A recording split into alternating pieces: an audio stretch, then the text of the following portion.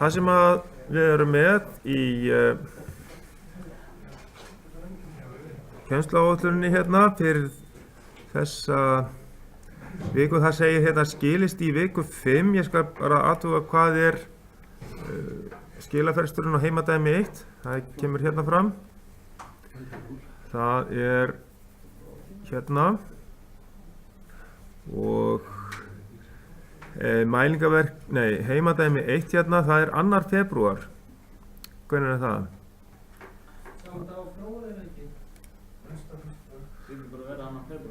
Já, það er næsta föstudag, já, jújú, og hvernig er fyrsta prófið í þessu? Sjá. 2. febrúar. Það er líka 2. febrúar þá.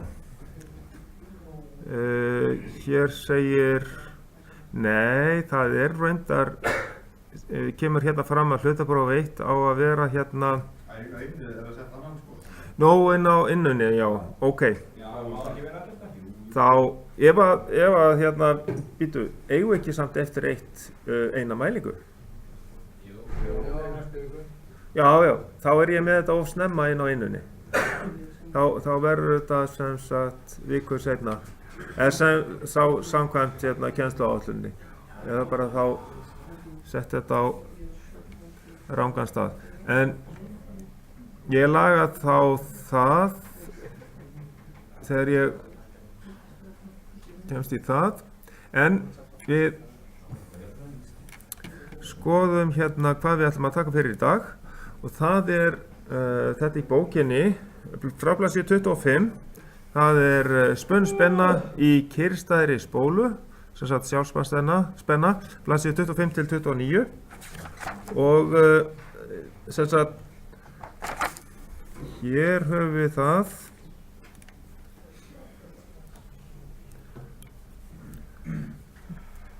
munið þið hvað þetta stóra L stendur fyrir? Hvað stendur stórt L fyrir?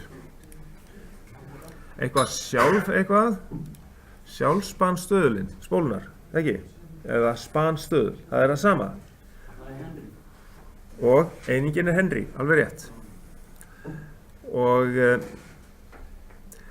við hérna höfum á þessari mynd sem sagt spennugjafa, reiðspennugjafa og við erum í ritstjórnarsbókinni, ritstjórnarsrásir, blaðsíðu 25 og þar kemur fram sem sagt hvað gerist þegar við setjum hérna spennu á kyrrstæða spólu og það er ekki spóla sem er að fara í gegnum eitthvað segulsvið, heldur hvað gerist þegar við setjum bara ritsspennu á kyrrstæða spólu þá myndast sem sagt sjálfspannspenna þegar við setjum straum á spóluna. Það myndast segulsvið í henni sem að spanar upp spennu og þessi spenna, þetta er mótspenna, hún virkar í rauninni eins og viðnám í spólunni og það sem að gerist er að þetta viðnám veldur því að straumurinn, hann verður minni og þetta er rauninni viðnám fyrir strauminn. Ef við segjum að þessi rauða lína hérna, þetta er spennuferillinn inn á spóluna.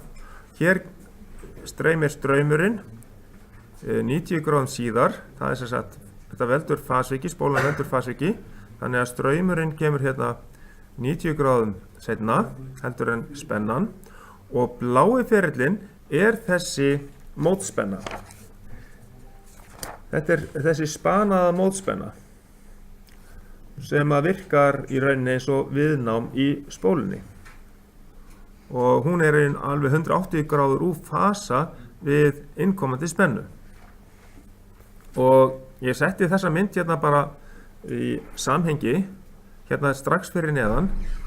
Hún er aðeins seinna hérna á ferðinni í bókinni á blaðsíðu 29 en það er betra að skoða þessa vektormynd í samhengi við þessa mynd af ferlunum því að rauða línan er það innkomandi spenna, L er spanaða mótspennan, hún er alveg 180 gráður á fasa og straumurinn I er hérna 90 gráðum á eftir spennunni. Spóla synkar straum, þannig að þess vegna kemur straumurinn á eftir innkomandi spennugjáðans. Svo að þetta er það sem að við erum að fjalla í þessum kafla og þarna er verið að setja líkingu við bara jafnstraum, að það kemur í rauninni mótspenna á raunviðnámi, getum líkt þessu við það, en í spennum með forvaf og eftirvaf, þar tölum við gagnkvæmt span, þar sem að það myndast náttúrulega segulsvið umhverfis forvafið, sem að yfirfærst síðan á eftirvafið sem spanar upp spennu í eftirvafinu. Og þannig virka spennarnir. Við höfum reiðspennu í forvafi, býr til segulsvið og þetta segulsvið spanar upp spennu og straum í eftirvafinu. Nú, spanviðnámið, það er þannig að við erum oftast að nota formúlu hérna 54 fyrir spanviðnám. Það er kallað omega þetta tvisvar pi sinnum f tíðnin. Við erum oftast að nota 50 rið, þannig að við erum með tvisvar pi sinnum f og síðan sinnum sjálfspanstöðulinn L eða spanstöðulinn til þess að reikna út spanviðnámið. Eða við getum líka fundið út sjálfspanstöðulinn ef við vitum spanviðnámið. Og ef við erum með jafnstraum, þá verðum við bara vör við span. Þegar við tengjum spóluna við jafnstraum, þá reynir spólan að hindra breytingu á segulsviðinu, þess að hindra strauminn og þannig að síðan þegar að segulsviðið er orðið stöðugt í spólunni, þá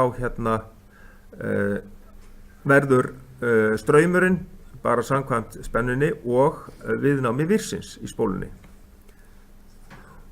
En í upphafi þá verður náttúrulega breyting á segulsviðinu, þannig að við það reynir hún að mynda jákvæða spennu spólan til þess að hindra strauminn í byrjun. Síðan þegar við rjúfum, þá reynir spólan að hindra straumbreytinguna og myndar spennu á móti. Þannig að við verðum í rauninni bara vör við þetta span við tengingu og rof á svona spólum. Og við sjáum hérna að straumurinn í þessu ferli er alveg eins og þegar við erum að hlaða þétti sem við gerum í næsta mælingapakka og þetta gerist með þessum ferli að við erum með ákveðin tímastöður á því hvenær straumur verður komin í 63,2% af heildarstraumnum og síðan eins við þegar við tökum strauminn af þá minnkar straumurinn svona niður í spólunni vegna það er ákveðið segulorka í spólunni sem að þarf að losast Nú, við köllum eininguna fyrir sjálfspanstöðulinn eða spanstöðulspólunar Henry og svo notum við þetta á ýmsa vegu. Við fáum mikinn ljósboga í jafnstraumsrás ef við erum með span í rásinni. Þetta er mikið notað eins og til dæmis við rafsuðu þegar er jafnspenna og síðan förum við seinna í spólu með raunviðnámi, þá einangrum við raunviðnámið úr spólunni, það tilheyrir bæði járnkjarnanum og viðnámið í mýrnum, svo að þetta er eitthvað sem þeir eru byrjuð að reikna, dæmi 25 og 26, og við höldum áfram með það seinna. Þannig að þetta er sennilega það sem við eigum að skoða til 34.